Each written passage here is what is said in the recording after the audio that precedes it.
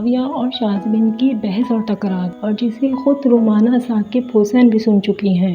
زاویہ اور سہیل کے معاملے کو لے کر رومانہ ثاقب حسین کا فکر مند ہونا اور شازمین کو اپنے پاس بلانا، شازمین کی خفت اور چہرے پر اڑتی ہوائیاں، مگر ساتھ ہی زاویہ اور سہیل کے ان سارے معاملے میں اپنی بے گناہی اور لا تعلقی کی وضاحت بھی پیش کرنا۔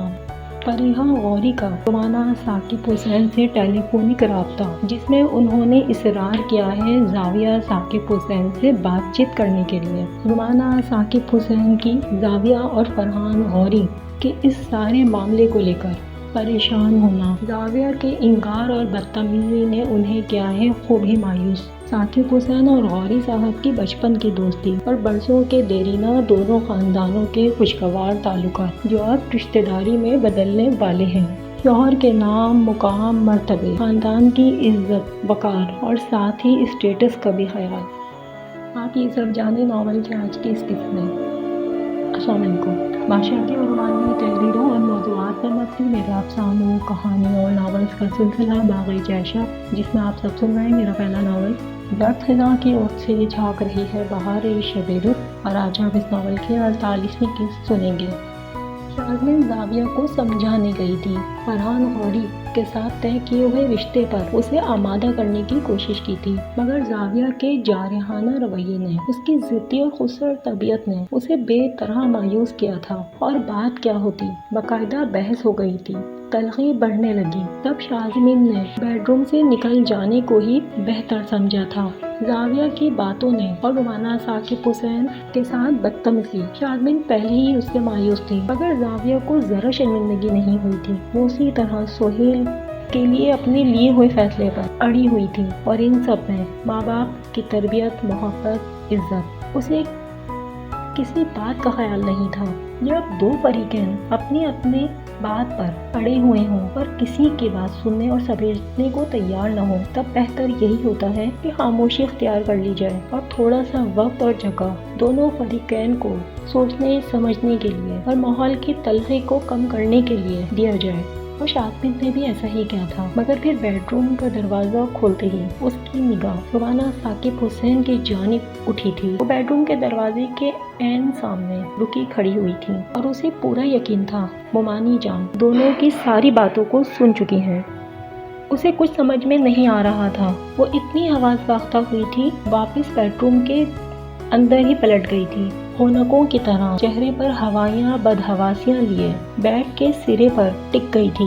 رومانہ ثاقب حسین وہاں سے جا چکی تھی۔ شازمین اگر اور کچھ دیر بیڈ روم میں رہتی، تب زاویہ اسے لے کر پھر بیٹھ جاتی۔ سہیل کی حمایت اور طرفداری میں اپنے لیے ہوئے ساری زندگی کے فیصلے پر اسے قائل کرنے کی کوشش میں وہ پھر اسی طرح بھرپور تیاری کے ساتھ آ کر بیٹھ جاتی۔ اور شازمین تو ویسے ہی سہیل اور اس کے درمیان چل رہے اس سارے معاملے میں کتنی ہی مرتبہ اسے منع کر چکی تھی، سمجھانے کی کوشش کر چکی تھی، مگر وہ زاویہ تھی، اسے صرف وہی بات سمجھ آتی تھی جو اس کے دل میں، اس کے دماغ میں ایک بار آ جائے، اور پھر وہ کر ہی رہتی، اور چاہے اس کے لیے خود اس کا اور اس کی ذات سے وابستہ رشتوں کا کتنا ہی نقصان کیوں نہ ہو جائے۔ زاویہ کی ضدی خودسر طبیعت سے وہ اچھی طرح واقف تھی۔ اسے کسی کی بات سننے اور سمجھنے کی عادت ہی نہیں تھی، وہ صرف اپنے دل کی سنتی، سمجھتی اور کر ڈالتی۔ اور ابھی شازمین کا زاویہ کے ساتھ ذرا دیر پہلے ہونے والی بحث پر ویسے ہی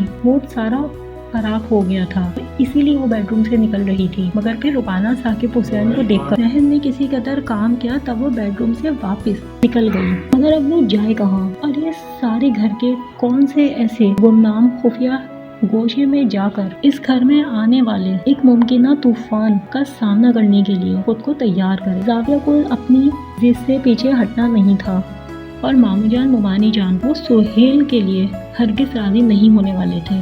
اور ان سب پہ سب سے زیادہ اس دم اگر وہ پریشان ہو رہی تھی تو رومانہ ثاقب حسین کے سامنے خود کو اس سارے معاملے سے قطعی لا علم اور لا تعلق ثابت کرنے کی صفائی اور وضاحت دینے کے لیے وہ بے قصور تھی۔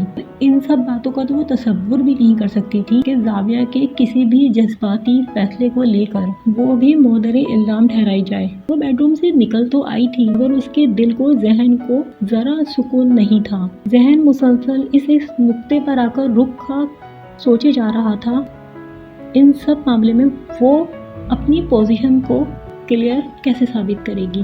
اس کی ماں نے اس کی تربیت اس طرح تو نہیں کی تھی اور وہ خود بھی ان سب باتوں کو پسند نہیں کرتی تھی جو زاویہ کرنے جا رہی تھی۔ اڑی اڑی رنگت کے ساتھ گھبرائی، گڑبڑائی، بدحواسی اور ہوائیاں چہرے پر لیے، مگر ساتھ ہی خفت اور شرمندگی کے آثار بھی۔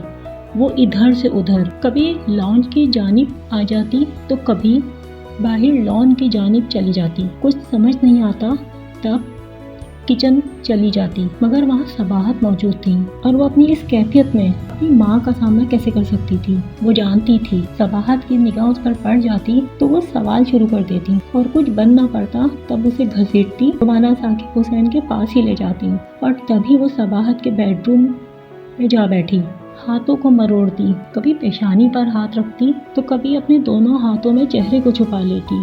اسے کسی طرح بھی سکون نہیں تھا، ذہن پر ایک عجیب بدحواسی سی چھائی ہوئی تھی۔ شازمین بیٹا، رومانہ ثاقب حسین کی آواز اس کی سماعتوں میں اتری۔ وہ سخت پریشانی سے صوفے سے اٹھ کھڑی ہوئی۔ جی ممانی جان، وہ ہونکوں کی طرح ان کی جانب دیکھ رہی تھی۔ شازمین بیٹا، میرے بیڈ روم میں آؤ، مجھے تم سے کچھ ضروری بات کرنی ہے۔ رومانہ ثاقب حسین بغور اس کی جانب دیکھ رہی تھی۔ اپنی بات کہہ کر پھر وہ رکی نہیں، اپنے بیڈ روم کی جانب پلٹ گئی اور شازمین کی حالت تو وہ سخت خوفزدہ کہ کاٹو تو لہو نہیں کہ مصداق انہیں دیکھ رہی تھی۔ رومانہ ثاقب حسین اپنے بیڈ روم میں جا چکی تھی اور تب اس نے اپنے کانپتے کمزور پڑتے قدموں کو اپنی اسی پریشانی کے ساتھ اٹھانے کی کوشش کی تھی۔ ذہن میں عجیب سوالات اٹھ رہے تھے اور سب سے زیادہ خوف اس بات کا تھا کہ کہیں ممانی جان اسے بھی زاویہ کے جرم میں قصوروار نہ سمجھیں۔ فرحان غوری کے ساتھ رشتے کے معاملے میں زاویہ نے جس طرح کا رد عمل دیا تھا اور جس قدر بدتمیزی بے ادبی کا مظاہرہ اپنی ماں کے ساتھ کیا تھا وہ اور بات تھی، مگر ابھی تھوڑی دیر پہلے خود رومانہ ثاقب حسین شازمین اور زاویہ کی ساری باتوں کو خود سن چکی تھیں اور چاہے وہ اسے زاویہ کے اس سارے معاملے میں قصوروار نہ بھی سمجھیں، مگر انہیں اتنا اندازہ تو ہو ہی چکا تھا کہ شازمین اس سارے معاملے سے بے خبر اور لاعلم ہرگز نہیں ہے۔ وہ اسی طرح ان کے بیڈ روم کی جانب بڑھی تھی۔ شازمین بیٹا، تم سہیل کو جانتی ہو؟ رومانہ ثاقب حسین کی نگاہ پڑی تو بغیر رکے، ذرا تامل کے وہ اسی طرح اس کی جانب دیکھتے پوچھنے لگی، شازمین بیٹا تمہیں زاویہ اور اس لڑکے سہیل کے بارے میں کیا معلوم ہے؟ وہ بے چینی سے اس کی جانب دیکھ رہی تھی۔ نہیں ممانی جان، میں ان سب معاملے میں زیادہ کچھ نہیں جانتی۔ اس کا لہجہ لڑکھڑانے لگا تھا۔ شازمین بیٹا، مجھ سے کچھ نہیں چھپانا۔ دیکھو بیٹا، جو سچ ہے وہ تم مجھے سب بتا دو۔ اگر تم مجھے پوری بات ابھی بتا دو گی تو ہم سب مل کر کوئی بہتر راستہ اور کوئی حل ڈھونڈ نکالیں گے۔ اور تم جانتی ہو نا، فرحان غوری کے ساتھ زاویہ کا رشتہ طے ہو گیا ہے اور تم زاویہ کی جذباتی طبیعت سے بھی واقف ہو۔ مجھے ڈر ہے وہ کوئی بے وقوفی نہ کر ڈالے۔ اور بیٹا تم یہ بات اچھی طرح جانتی ہو، تمہارے ماموں جان اور میں ہمارے نام، وقار، خاندان، اسٹیٹس پر ہرگز کوئی کوتاہی یا کوئی رسک نہیں لے سکتے، اور اس کے ساتھ ہی برسوں کے ہمارے غوری بھائی اور فریحہ بھابھی کے خاندان کے ساتھ اتنے اچھے تعلقات رہے ہیں، گھر جیسے تعلقات جو اب رشتہ داری میں بدلنے جانے ہیں۔ اور بیٹا اتنے قریبی برسوں کے دیرینہ تعلقات کو، عزت کو میں اور ثاقب زاویہ کی بے وقوفی اور جذباتی فیصلے کی نظر ہرگز نہیں کر سکتے۔ وہ اسی طرح کہہ رہی تھی، شازمین بیٹا تم میری بات کو سمجھ رہی ہو نا؟ وہ اسی طرح اس کی جانب متوجہ تھی۔ بیٹا تم جانتی ہو زاویہ کس قدر ضدی طبیعت ہے، خدا نخواستہ اس کی ضد اور خود سری ہمیں کہیں منہ دکھانے کے قابل ہی نہ چھوڑے۔ تم اس کی عادتوں سے، اس کے مزاج سے واقف ہو۔ اگر کوئی بات اس کے دماغ میں بیٹھ جائے یا کسی بات کی ضد ہو جائے تو کر کے ہی رہتی ہے، اور چاہے اس کے لیے کسی کا کتنا ہی نقصان کیوں نہ ہو جائے۔ بیٹا تم تو اس کی عادتوں کو اچھی طرح جانتی ہو، اس لیے میں تم سے کہہ رہی ہوں جو بھی بات ہے وہ کھل کر مجھے بتا دو تاکہ ہم کوئی بہتر راستہ ڈھونڈ نکالیں، ورنہ بیٹا بڑی بدنامی ہو جائے گی۔ رومانہ ثاقب حسین سخت روحان سی تھیں، نہیں ممانی جان، ایسی کوئی بات نہیں ہے۔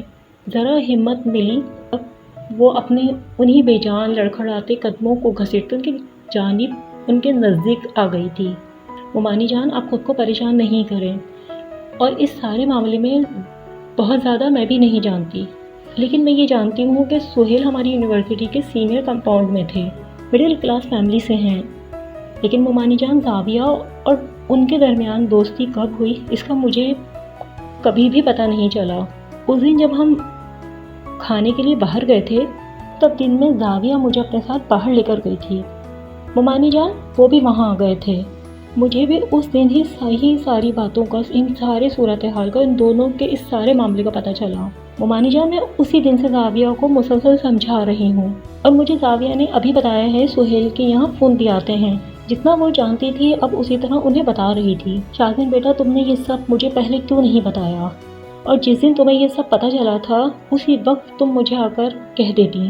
رومانہ ثاقب حسین نے بڑھ کر پانی کا گلاس منہ سے لگایا۔ وہ واقعی پریشان تھی۔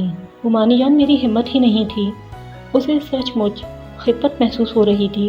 کل رات زاویہ نے مجھے اور صباحت کو اس لڑکے کے بارے میں بتایا، اور جو انگوٹھی فریحہ بھابی زاویہ کو خود اپنے ہاتھوں سے پہنا کر گئی تھی زاویہ نے اتار کر پھینک دی ہے، اور اس قدر بدتمیزی کی ہے میرا تو اس کا سامنا کرنے کو بھی جی نہیں کر رہا۔ ہم نے اپنی اولاد کو کیسے لاڈ پیار سے خوشیوں سے پالا ہے۔ زندگی کی آخر کون سی خوشی ہے، کون سی آسائش ہے جو ہم نے اپنی اولاد کو نہیں دی؟ منہ سے نکلنے سے پہلے اپنے بچوں کی خواہشات کو ہم نے پورا کیا ہے، اور میں تو پھر بھی اولاد پر روک ٹوک اور سختی کر ہی لیتی تھی، سوال جواب کر لیتی تھی۔ مگر ثاقب بیٹا، تم اچھی طرح جانتی ہو انہوں نے حازم اور زاویہ کو کس قدر لاڈ لگاوٹ اور مان سے اپنے قریب رکھا ہے۔ کیا اسی دن کے لیے اولاد کی بدتمیزی دیکھنا پڑے گی؟ ثاقب کو اگر یہ سب معلوم ہو گیا بہت غصہ ہوں گے، اور زاویہ سے کہیں زیادہ وہ مجھ پر غصہ ہوں گے۔ وہ واقعی پریشان تھی، فکر مند تھی۔ ساری زندگی شوہر کی خوشنودی کا بھرم رکھنے والی اب اولاد کے سبب شوہر کے سامنے شرمندہ نہیں ہونا چاہتی تھی۔ زندگی کا ایک بڑا سفر ان کی سنگت میں طے کیا تھا، ان کے ساتھ کی ہمراہی میں سر کو جھکائے، اطاعت گزاری تابعداری کے ساتھ۔ بھابی جان، آپ پریشان نہیں ہوں، ہم زاویہ کو سمجھائیں گے، اور مجھے یقین ہے وہ ضرور ہماری بات کو سمجھے گی۔ صباحت ان کے بیڈ روم میں آئی تھی۔ نہیں صباحت، مجھے زاویہ سے ایسی کسی بات کی سمجھداری کی امید نہیں ہے۔ ہاں لیکن تم کوشش کرنا چاہو تو کر کے دیکھ لو، مگر میں تمہیں بتاؤں مجھے ایسی کوئی امید نہیں دکھائی دے رہی۔ زاویہ کی خودسری کا تمہیں پتہ ہے نا صباحت، وہ ہر درجے مایوس اور اداس تھیں۔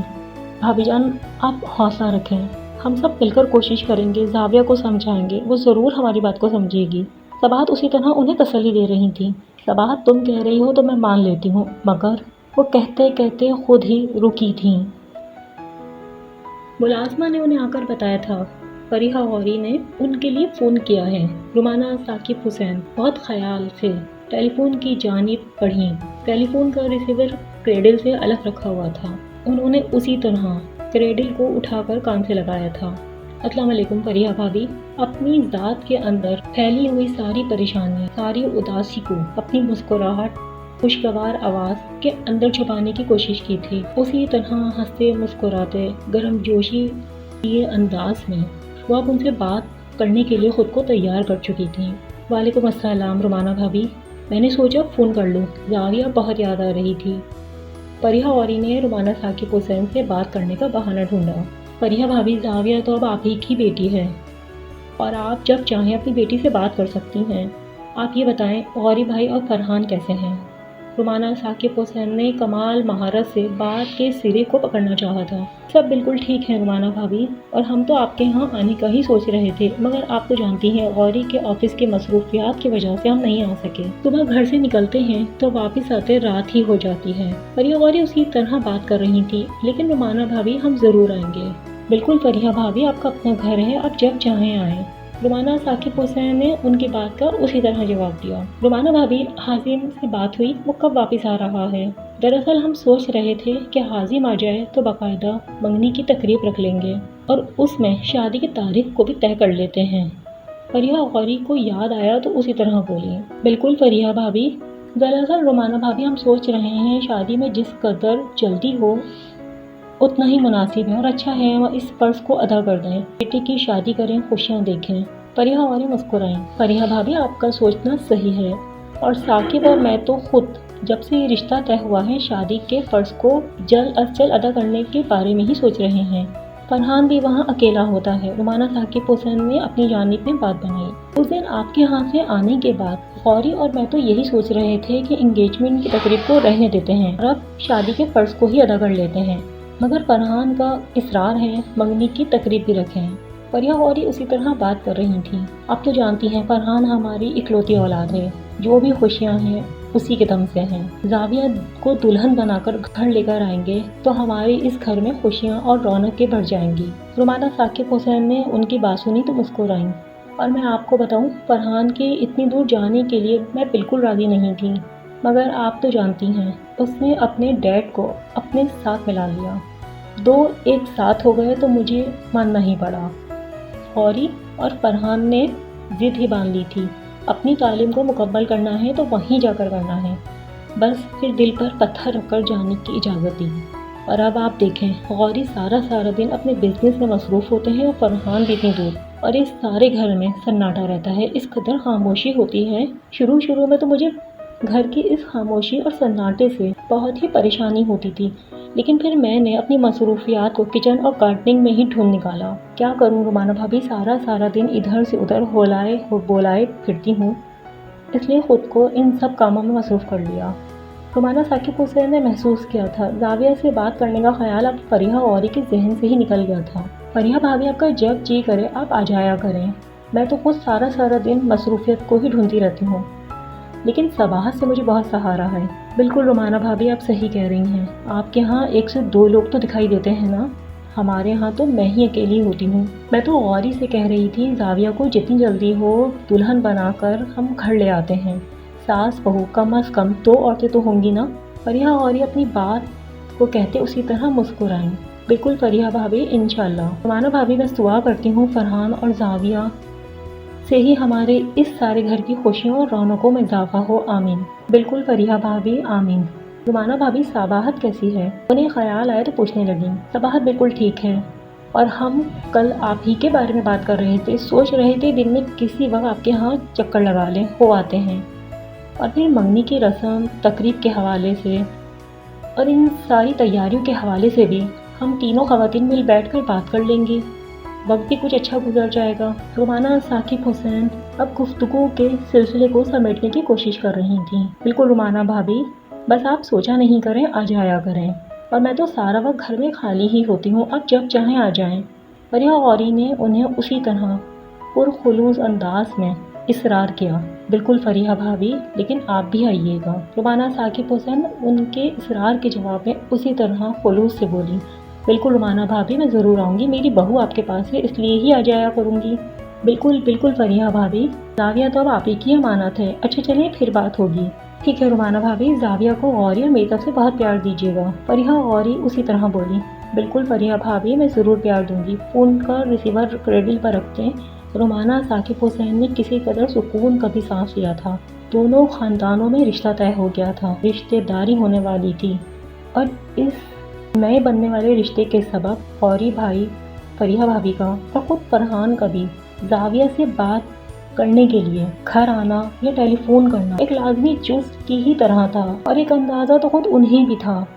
गौरी भाई और फरहान चाहे ना भी जाविया के लिए फ़ोन करें या घर आएँ, लेकिन फरीहा भाभी तो ज़रूर ही जाविया के हवाले से फ़ोन करेंगी, बात करेंगी, पूछेंगी, या फिर घर चक्कर लगाकर उससे मुलाकात करने की ख्वाहिश का इजहार करेंगी, जैसे आज उन्होंने किया था। मगर रुमाना साकिब हुसैन ने शाइस्तगी और सलीके से उनकी बात के मौजू को घुमा दिया था। मगर आखिर कब तक? एक दिन तो वो ज़रूर इसरार करके बात करना चाहेंगी। इस घर में जाविया से मुलाकात के बहाने भी आ सकती थीं, तब वो क्या करेंगी? जाविया के फरहान गौरी के साथ शादी से इनकार के बाद रुमाना साकिब हुसैन की फ़िक्रें तो बढ़ गई थीं।